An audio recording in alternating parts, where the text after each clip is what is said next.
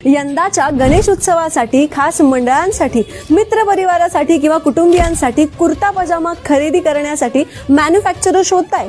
मग हा व्हिडिओ आहे तुमच्यासाठी। कुर्ता पजामा मॅन्युफॅक्चरिंग मधील एक नावाजलेलं नाव म्हणजे गुरुमाऊली गारमेंट्स। गणेश उत्सवासारख्या पारंपरिक सणांसाठी पोशाख ही पारंपरिकच हवा ना?